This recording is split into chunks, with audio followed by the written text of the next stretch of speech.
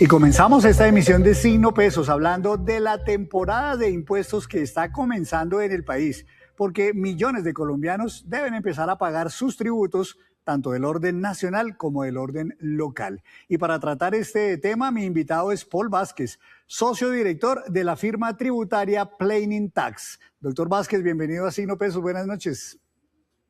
Muy buenas noches, Henry. Muchísimas gracias por la invitación. En Colombia tenemos impuestos, bueno, como el IVA, la renta, el ICA, el predial, el de vehículos.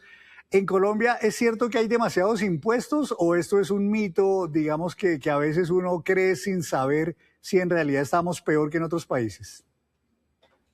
Henry, esa es una pregunta muy interesante y definitivamente en Colombia sí tenemos una carga impositiva muy importante.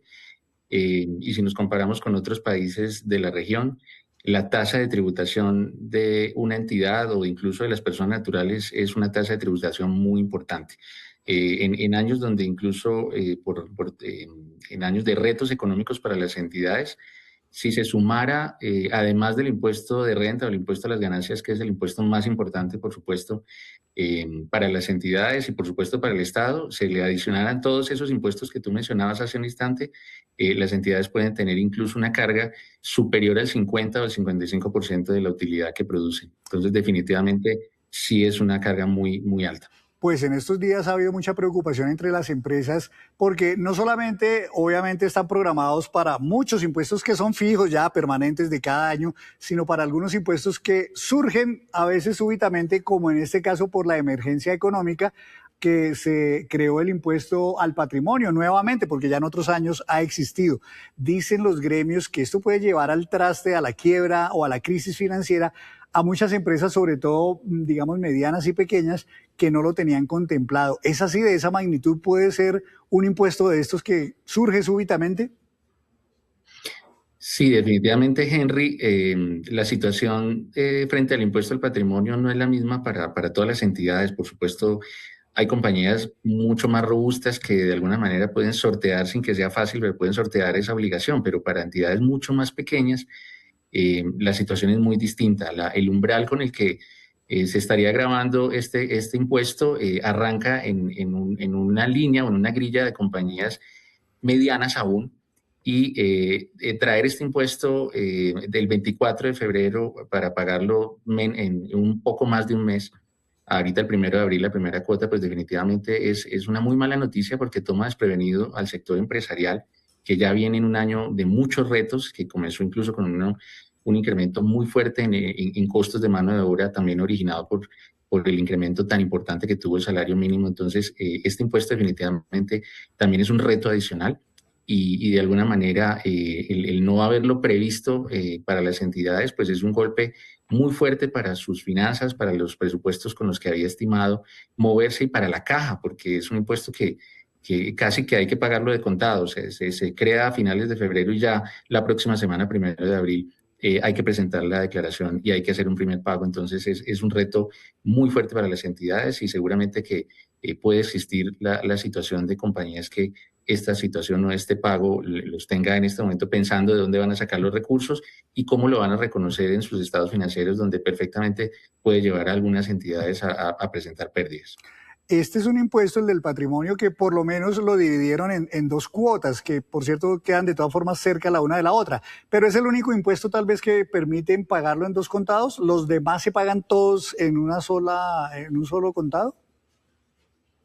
Henry, típicamente los impuestos anuales, como el impuesto de renta, o tal vez estos impuestos extraordinarios que en algún momento ha utilizado el gobierno como una medida de recaudo, son impuestos que se permiten pagar en dos cuotas, aunque como tú lo dices, muy cercanas. Por ejemplo, este impuesto de emergencia económica que crea el gobierno se paga la primera cuota el 1 de abril con la presentación de la declaración y la segunda cuota el 4 de mayo. Hace pocos días también se expidió un nuevo decreto que modificó este impuesto e incluyó o aclaró que debían también pagar impuestos los establecimientos permanentes de entidades del exterior o las sucursales de entidades extranjeras con un momento de presentación que es un poquito más distante, que es el 30 de abril, pero también con unos plazos de pago, Henry, muy pequeños. Y esto para los anuales. Ahora, las otras obligaciones que normalmente tienen las entidades que afrontar mes a mes, pues continúan, que es tal vez eso lo que hace más retador la época por la que estamos atravesando, porque además de las obligaciones normales y los impuestos normales y cotidianos como la retención en la fuente, el impuesto a las ventas que debe cubrir una entidad, pues también hay que generar los recursos de caja para pagar los impuestos anuales o extraordinarios como este, ¿no? Pues ustedes, doctor, como expertos en estos temas, porque asesoran a empresas justamente en el pago de sus obligaciones tributarias, mencionan algunos errores que cometen algunas empresas. Uno de ellos, por ejemplo, dicen ustedes con toda certeza, es dejar todo para última hora. Los impuestos, el pago de impuestos, es un tema de planearlo incluso con mucha anticipación. Definitivamente ese debería ser la cultura o el deber ser, Henry. Nosotros en Colombia, lamentablemente, a diferencia de cómo se administra el proceso tributario para las empresas, incluso para las personas naturales también, pues nosotros aquí tenemos una cultura mucho más reactiva que proactiva. En la costumbre, lamentablemente, ha sido preocuparnos por la obligación tributaria pocos días antes del vencimiento. Ahí ya hay muy poco margen de planeación, incluso para encontrar alguna eficiencia en el impuesto, aprovechar beneficios que la misma norma a veces trae, que los contribuyentes no los conocen o no los aplican, y también, por supuesto, para hacer la planeación financiera, aprovisionar o guardar los recursos de caja y de tesorería que son necesarios.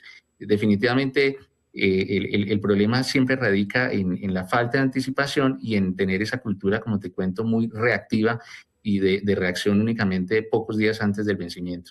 Claro, y mencionaron ustedes otro error, digamos, que me gustaría que explicara brevemente, y es digamos, hacer de cada impuesto como un problema aparte del otro, cuando en realidad todo finalmente pues es parte como de un mismo paquete. ¿Cómo puede uno planear tantos impuestos tan diferentes, como dijimos al comienzo, unos locales, otros nacionales, unos que están para el segundo semestre, otros para el primero, cuando pues precisamente a veces uno ni siquiera planea, entonces menos planear como una forma integral de abordar los impuestos?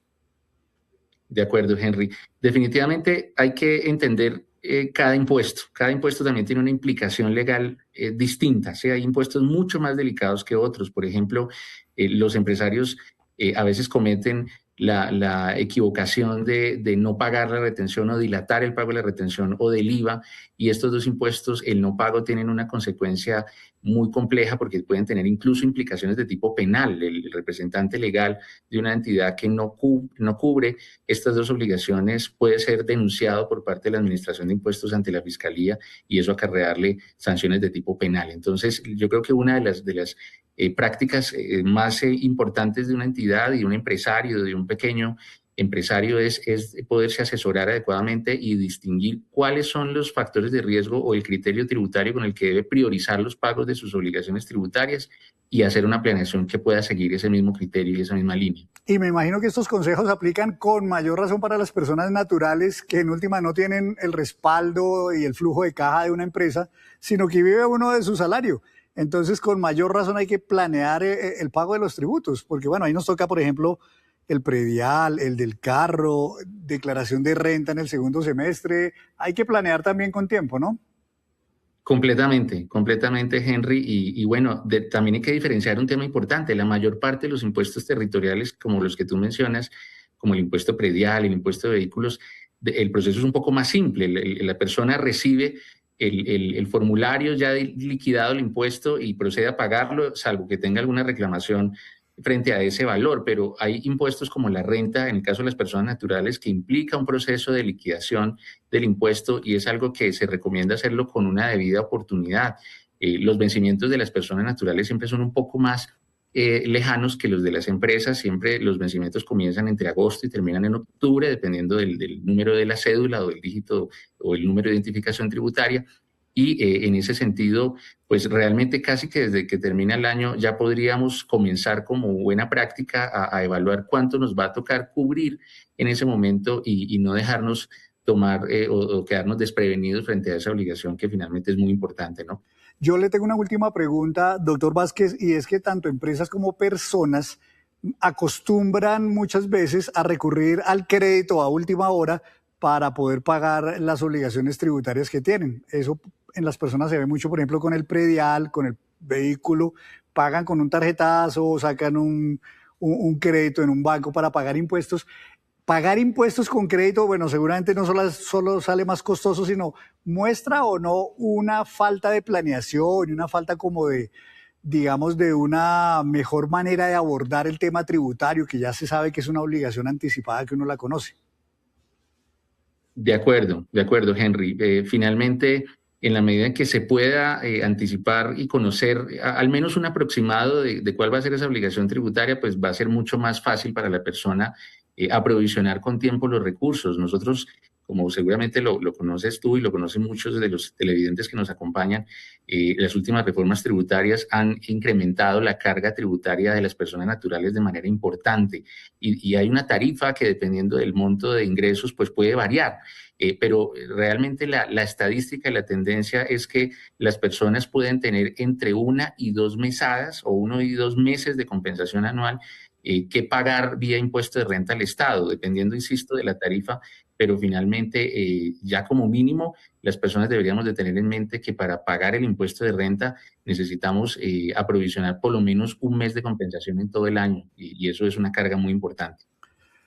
Pues muchísimas gracias al doctor Paul Vázquez desde la firma Planning Tax por estas recomendaciones, no solamente para las empresas, sino también para las personas naturales que por estos días empiezan a abordar el pago de los impuestos de muchas clases.